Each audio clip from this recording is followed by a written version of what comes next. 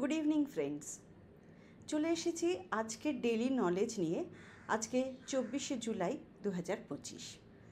আজকে আমাদের আলোচনার বিষয় special intensive revision of electoral role, যেটা বিহারে 1 জুলাই থেকে শুরু হয়েছে।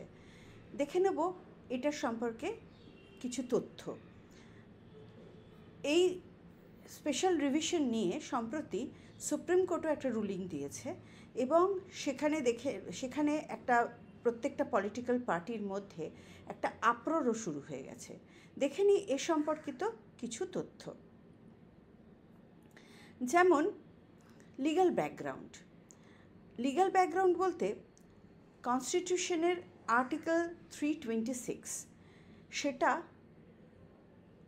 ডিফাইন করে যে কারা কারা ভোট দিতে পারবে, এবং এই যে section 16 of representation of peoples act 1950, তাতে এই যে ইলেকটোরাল রোল রিভিশন এইটা তাতে বলা রয়েছে। তাহলে দুটোকে যদি আমরা কন্টেম্পোরারি রিডিং করি তাহলেই কিন্তু আমরা পৌঁছতে পারবো যে কিভাবে এই রিভিশনটা হচ্ছে, স্পেশাল রিভিশনটা যেটা হচ্ছে। আর্টিকেল 326-এ কী বলা রয়েছে এক্স্যাক্টলি? বলা রয়েছে যে every person who is a citizen of India আর 18 বছরের কম বয়স নয় বা আদারওয়াইজ ডিসকোয়ালিফাইড বাই ল নয়, তাহলেই কিন্তু সে ভোট দিতে পারবে। এই যে স্পেশাল ইন্টেন্সিভ রিভিশনটা হচ্ছে সেটা কেন হচ্ছে?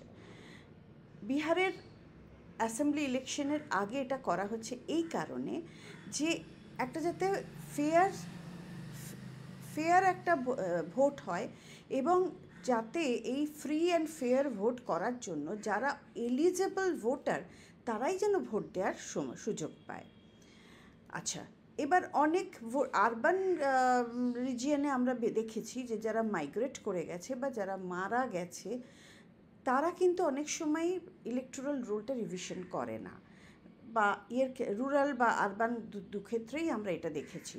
এই জন্য কিন্তু এটাকে একটা স্পেশাল একটা ইন্টেন্সিভ রিভিশন বলা হচ্ছে। 2003-এর পরে বিহারে এই দ্বিতীয়বার এই রিভিশনটা হচ্ছে। তার কারণটাই হচ্ছে যে এটা ফ্রি অ্যান্ড ফেয়ার ইলেকশন করবার জন্য। এবার এখানে 11টা ডকুমেন্টের কথা বলা হয়েছে, যেগুলোকে বলা হচ্ছে ভ্যালিড ডকুমেন্ট। যে কোনো যাদের ইলেকটোরাল রোলে যাদের নাম আছে তাদের একটা ফর্ম ফিল আপ করতে হবে উইথ ভ্যালিড ডকুমেন্টস।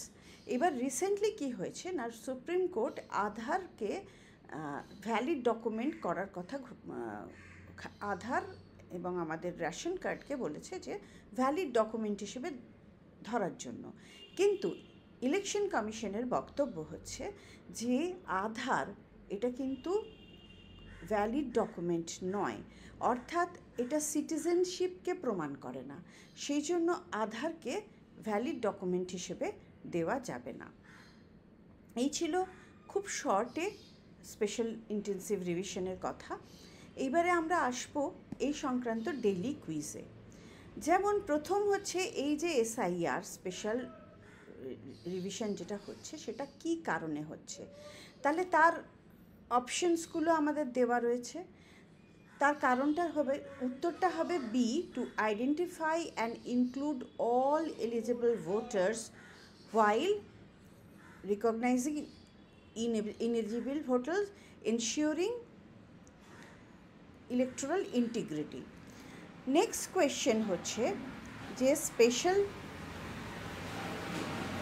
এই যে স্পেশাল ইন্টেন্সিভ রিভিশন যেটা হচ্ছে বিহারে, এটাতে কি দেখা যাচ্ছে, লার্জেস্ট নাম্বার কি পাওয়া যাচ্ছে, কি অবজারভেশন? তাতে দেখা যাচ্ছে যে বেশিরভাগই কিন্তু পার্মানেন্টলি মাইগ্রেট করে গেছে, কিন্তু তাদের নাম ইলেকটোরাল রোলে রয়ে গেছে। আচ্ছা, নেক্সট কোয়েশ্চেন হচ্ছে ফার্স্ট ড্রাফটটা কবে দেওয়া হবে? ফার্স্ট ড্রাফট দেওয়া হবে 1 অগস্ট 2025-এ। নেক্সট কোয়েশ্চেন, এর মধ্যে কোনটা ভ্যালিড ডকুমেন্ট হিসেবে ধরা হচ্ছে না? তার উত্তরটা হচ্ছে রেশন কার্ড। এইবার এই যে ম্যাট্রিকুলেশনের সার্টিফিকেট, 11টা ডকুমেন্ট আছে, তার মধ্যে ম্যাট্রিকুলেশনের সার্টিফিকেটও আছে, বার্থ সার্টিফিকেটও আছে, পাসপোর্টও আছে, কিন্তু রেশন কার্ডকে ধরা হচ্ছে না। নেক্সট কোয়েশ্চেন হচ্ছে, what is the date of publication of the revised electoral roll? তার উত্তরটা হচ্ছে 30th সেপ্টেম্বর। আজকের মতন এইটুকুই। গ্রেট বাস্কেট কেরিয়ার, এখানে সবার স্বপ্ন সফল হয়। আমাদের ব্যাংকিংয়ের অ্যাডমিশন ওপেন, ক্লাস শুরু হয়ে গেছে WBCS SSC CGL-এর। রেজিস্ট্রেশন করার জন্য আমন্ত্রণ জানাচ্ছি। আর আপনাদের যদি চ্যানেলটা ভালো লেগে থাকে তাহলে অবশ্যই আপনারা এটাতে সাবস্ক্রাইব করুন। নমস্কার।